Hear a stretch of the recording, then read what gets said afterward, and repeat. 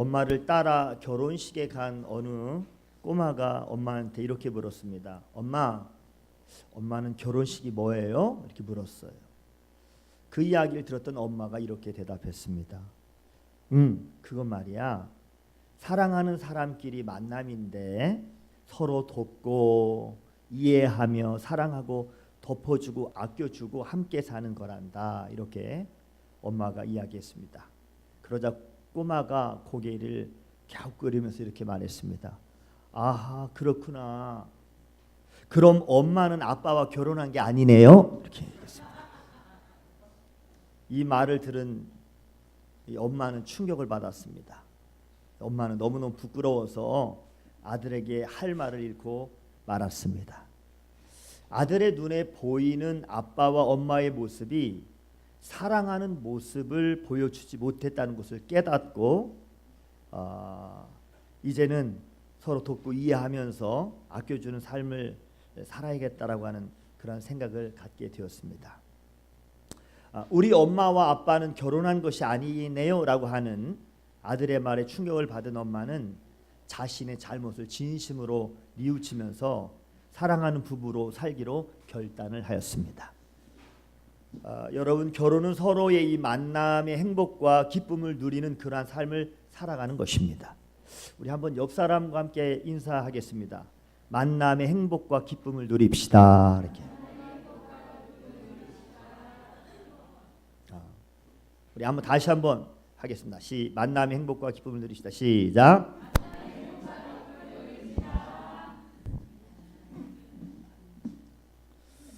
인생을 살아가면서 수많은 사람들과 이 만남이 이루어지죠. 어떤 사람은 만남의 행복과 기쁨을 누리면서 사는 그러한 사람이 있는가 하면 또 어떤 사람은 만남의 행복과 기쁨을 전혀 누리지 못하고 사는 많은 사람들도 있습니다. 여러분들은 어떤 사람입니까? 만남의 행복과 기쁨을 누리고 사람입니까? 아니면 만남의 행복과 기쁨을 누리지 못하고 사는 사람입니까? 사람은 누구나 이 만남의 행복과 기쁨을 누리는 삶을 살기를 그렇게 소망하고 있죠. 그렇다면 진정 만남의 행복과 기쁨을 누리는 삶이 어떤 삶인지 함께 오늘 본문을 통해서 같이 은혜를 나누기를 원합니다. 오늘 본문에 나오는 빌립은 만남의 행복과 기쁨을 누리는 그런 사람이었습니다. 성령 충만한 이 스데반으로부터 복음을 들었던 유대인들은 사도행전 7장 54절에서 57절에 보니까 마음에 막 찔림을 받고 이를 갈면서 일제히 이 스데반에게 달려들어서 스데반을 돌로 쳐 죽였습니다. 이때 스데반은 죽으면서 7장 59절 60절에 이렇게 말합니다. 스데반이 부르짖어 이르되 주 예수여 내 영혼을 받으시옵소서 하고 무릎을 꿇고 크게 불러 아뢰되 주여 이 죄를 그들에게 돌리지 마옵소서 하고 자는지라. 이때 유대교회 열심이었던 이 사울이 교회를 잔멸하기 위해서 각 집에 들어다니면서 예수를 믿는 모든 남녀를 막 끌어다가 옥에 다 넘겼습니다. 8장 4절에 스데반의 일로 인해서 예루살렘 교회에 정말 큰 박해가 일어나자 사도 외에는 다 유대와 사마리아 모든 땅으로 흩어지게 되었습니다. 빌립은 사마리아 성에 내려가서 그리스도를 백성에게 전할 때 무리들이 빌립의 말을 듣고 행하는 표적을 보고 따랐습니다. 많은 사람들에게 붙었던 막 더러운 귀신들이 크게 막 소리를 지르면서 막 떠나고 또 많은 중풍병자와 걷지 못하는 사람들이 나음으로 8장 8절에 보니까 그 성에 큰 기쁨이 있었다라고 말씀하고 있습니다. 그래서 예수 그리스도를 믿고 남녀가 다 세례를 받았다고 8장 12절에 말씀하고 있습니다. 예루살렘에 있는 사도들이 사마리아도 하나님의 말씀을 받았다는 그러한 소식을 듣고 베드로와 요한을 보냈어요. 베드로와 요한은 그들을 위해서 성령 받기를 기도하고 그리고 그들에게 막 이렇게 안수를 하니까 8장 17절에 성령을 받은 그런 놀라운 역사가 계속해서 일어났습니다. 빌립의 전도를 통해서 사마리아 성에 놀라운 이 복음의 역사가 일어났던 것입니다.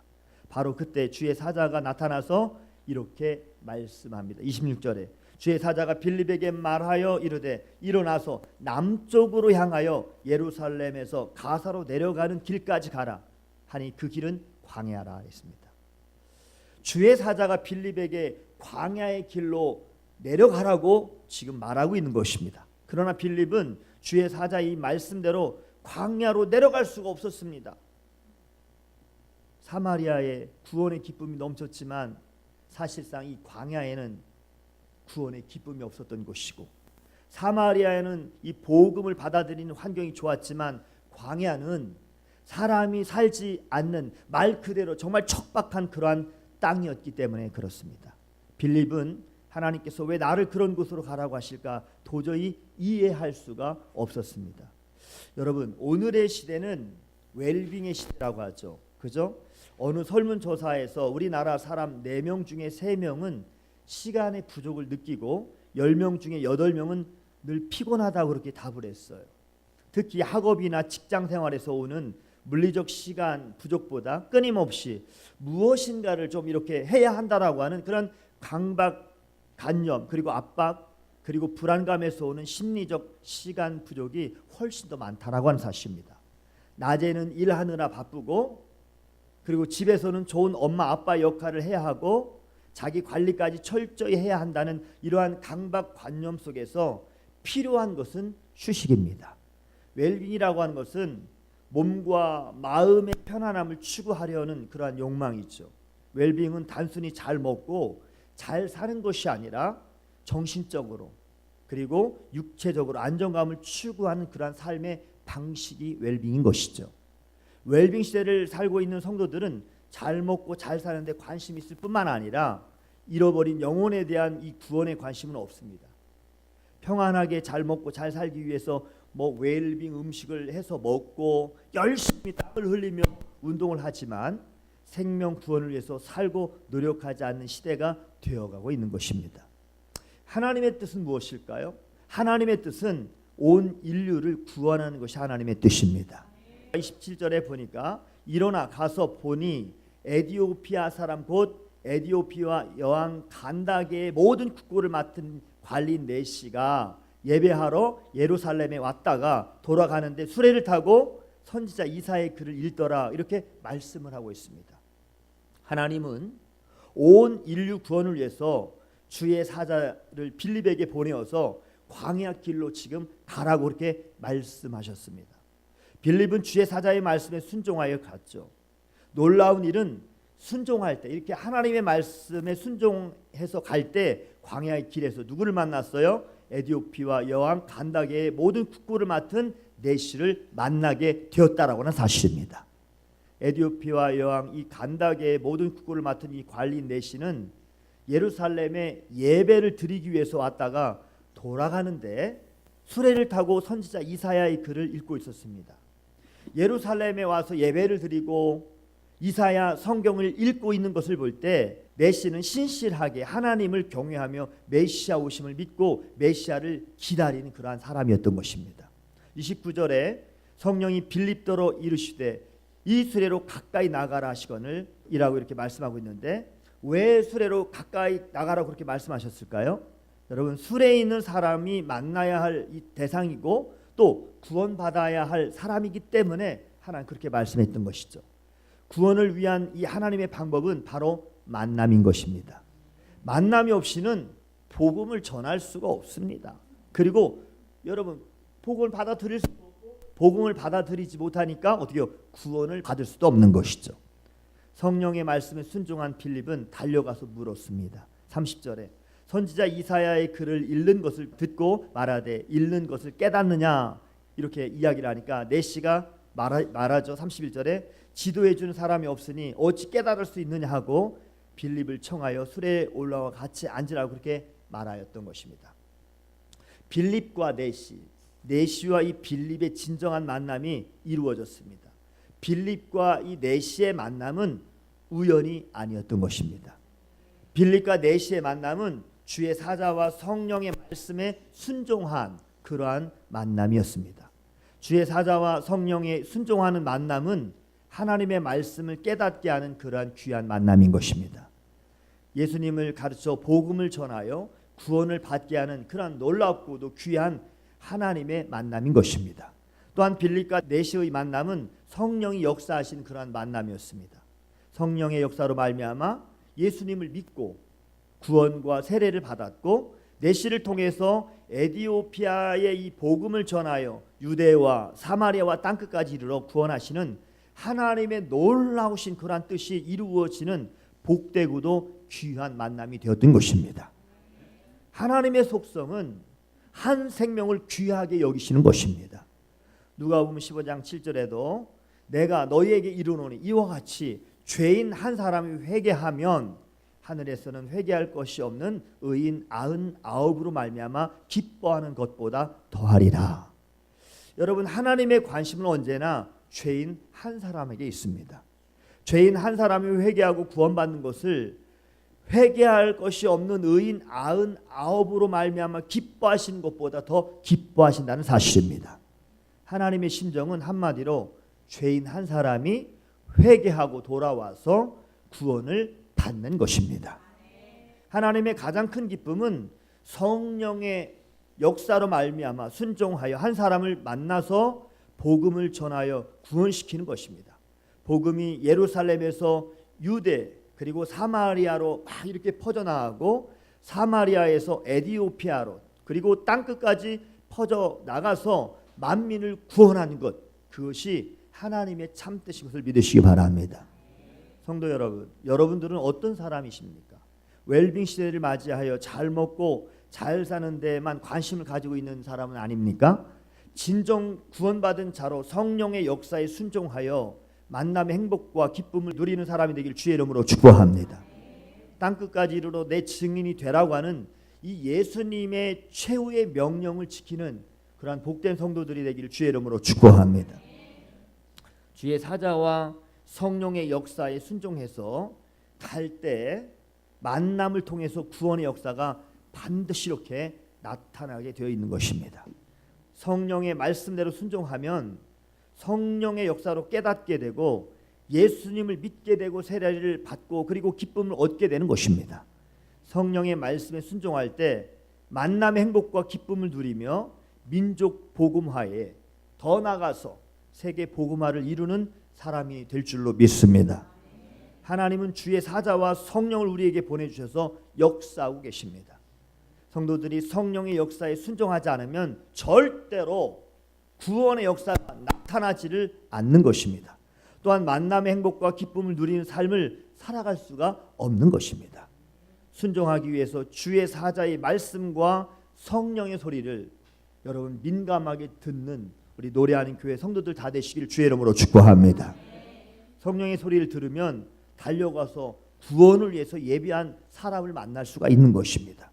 말씀을 깨닫게 해주고 또 구원을 받는 역사가 반드시 우리에게도 일어날 줄로 믿습니다. 빌립과 에디오피아 여왕의 국고를 맡은 이 내시와의 이 만남은 성령님의 역사로 인하여 정말 하나님이 이 만나게 하시는 귀한 이 만남으로 그 만남은 행복과 기쁨이 있는 그러한 만남이었습니다. 39절 보니까 내시는 기쁘게 길을 가므로 이렇게 말씀하고 있는데 이 기쁘게라고 하는 그런 뜻은 카이로입니다. 카이로인데 이거 유쾌하게 되다, 은은히 행복하다라고 하는 그런 뜻이 있습니다. 여하튼 내시는 성령님의 역사로 말미암아 빌립과의 만남이 있었고 플러스 예수님과의 만남도 있었고 결국 이 만남의 행복과 기쁨이 있었던 그 에디오피아의 이 내시는 결국 이러한 만남을 통해서 여러분 이 복음의 일꾼이 되었다라고 하는 사실입니다. 영국의 한 시골에서 부잣집 소년이 연못에 빠져가지고 거의 죽게 되었을 때 가난한 집에서 살고 있는 수영을 잘하는 그러한 소년이 여러분 그를 구해 주었습니다. 그래서 둘은 이제 친구가 되었어요. 두 사람은 너무너무 좋은 그러한 친구로서 이 만남의 행복과 기쁨이 넘쳤습니다. 어느 날 부잣집 이 소년이 이렇게 말했습니다. 가난한 집 그 소년에게, 자기를 구원해 준 소년에게 이렇게 말했습니다. 친구야, 소원을 하나만 말해줄래? 내가 너의 소원을 꼭 듣고 싶어. 이렇게 얘기합니다. 이때 가난한 집 친구가 이렇게 말했습니다. 내 꿈? 내 꿈 말이야? 내 꿈은 나는 런던에 가서 의학을 공부하는 것이 내 꿈이야. 이렇게 얘기를 하는 거예요. 그 이야기를 들은 부잣집 소녀는 그 친구의 소원을 자기 아버지에게 소상하게 이야기를 합니다. 그랬더니 그의 아버지가 그 소원을 들어주었습니다. 그래서 이 가난한 집 이 소녀는 런던에 가서 의학 공부를 하고 그가 의사가 되었습니다.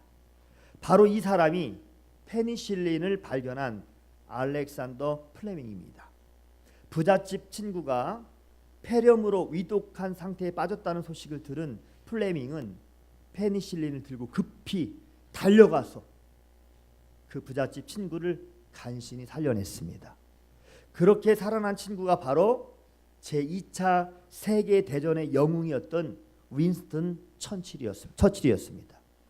구원이 주고 살리는 만남, 얼마나 행복한 만남입니까? 얼마나 기쁨의 만남입니까? 바울이 성령을 통해서 루디아 한 사람을 만남으로 만남의 행복과 기쁨으로 유럽 복음화, 성령의 순종함을 통해서 이러한 만남의 복, 성령의 역사로 구원을 얻는 또 만남의 행복과 기쁨을 누리는 그러한 복, 그리고 복음의 사명을 가지고 살아가는 복을 누리게 되었던 것입니다. 19번이나 교도소에서 수감되었던 한 정치 깡패가 있었어요. 그는 마지막으로 감옥에서 징역을 살고 있을 때 이제 폐결핵에 걸려서 마산에 있는 한 요양소로 이송이 되었습니다. 그의 삶은 죄수로 살고 병든 자로 살아가는 아주 비참하고 희망이 전혀 없는 그러한 사람이었습니다. 삶에 소망이 없었던 그는 요양소를 정기적으로 방문하면서 병든 자를 위로하러 온 이 교회에 선교 단체에 속해 있었던 한 여성을 만나게 되었습니다. 봉사자로 이 여성은 폐결핵에 걸렸던 이 깡패를 아주 정성스럽게 올 때마다 그렇게 정성 어리게 간호를 해주었습니다. 이때 두 사람이 이제 만남이 이루어졌는데 이 성령님의 이 역사의 만남이었죠. 이 복음의 이 사명감이 있는 이 여성은 성령님의 역사로 그 정치 깡패에게 복음을 전하게 되었습니다. 그는 성령님의 역사로 말미암아 예수님을 영접하여 구원받게 되는 하나님의 자녀가 되었습니다. 예수님을 믿고 새로운 피조물이 된 그는 예전과 전혀 다른 모습으로 감방 생활을 하게 되었고 출소하는 동시에 그녀와 결혼해서 신학 공부를 하게 되었습니다. 목회자가 되어서 계속적으로 관심을 두어왔던 이 제소자 선교의 꿈을 이루기 위해서 다메섹 선교회라고 하는 그러한 선교회를 만들었는데 그분이 바로 김지연 목사님이십니다. 이 두 사람의 만남의 이 행복과 기쁨이 여러분 얼마나 큰 놀라운 축복인지, 그죠? 전과자라고 하는 그러한 낙인이 찍힌 채 사회에서 소외되고 있는 출소자들에게 숙식을 제공하면서 희망을 주는 동시에 신앙으로 지도하여 건전한 사회인으로 살아가게 하는 그러한 사명을 지금도 잘 감당하고 있는 것입니다. 참으로 얼마나 아름다운 멋진 만남입니까? 정말 아름답고 멋진 만남은 만남의 행복과 기쁨이 있는 그러한 만남인 것입니다. 만남의 행복과 기쁨은 성령의 역사로 있는 만남이요, 성령의 역사에 순종하여 구원을 이루는 복된 만남인 것입니다. 성령의 역사로 구원을 받고 구원의 기쁨을 누리고 복음의 사명을 감당하는 사람으로 살아가는 그러한 놀라운 만남인 것이죠. 역사로 자기 가족과 그리고 민족을 구원하고 이방인을 구원하고 온 인류를 구원하는 하나님의 뜻을 이루는 그러한 귀한 만남인 것입니다. 성도 여러분, 여러분은 어떤 만남의 삶을 지금 살고 계십니까? 부부 간의 만남, 또 이웃 간의 만남, 그리고 성도 간의 만남을 통해서 만남의 행복과 기쁨을 누리는 그러한 삶을 여러분 살고 있습니까? 여러분의 만남에 이 성령님의 역사가 있고 구원을 이루는 그러한 만남의 삶을 여러분 살고 계십니까? 혹시 웰빙 시대에 잘 먹고 잘 사는 일에만 관심을 가지고 살아가고 있지는 않습니까? 진정한 웰빙은 만남의 행복과 기쁨의 삶을 살아가는 것입니다. 할렐루야. 정말 잘 먹고 잘 사는 것은 평안하게 사는 길은 만남의 행복과 기쁨을 누리며 살아가는 것입니다. 정말 웰빙의 삶을 살기를 바란다면 성령님의 역사에 순종하는 그런 만남을 이룬 성도가 되기를 주의 이름으로 축복합니다. 성령의 역사가 있는 만남, 예수님을 믿고 구원이 있는 만남, 또 만남의 행복과 기쁨을 누리며 이 복음의 사명을 감당하는 만남, 이 얼마나 멋지고 아름답고 감동적인 만남입니까? 광야로 가라, 광야로 가라. 오늘 우리에게 이렇게 또 말씀하시죠. 하나님께서는 이 지역으로 가라, 이 지역으로 가라. 할렐루야. 광야에 예비된 한 사람을 만남으로 만남의 행복과 기쁨을 누리면서 하나님께서 가장 기뻐하시는 그러한 삶을 살아가는 성도가 되기를 주님의 이름으로 축복합니다.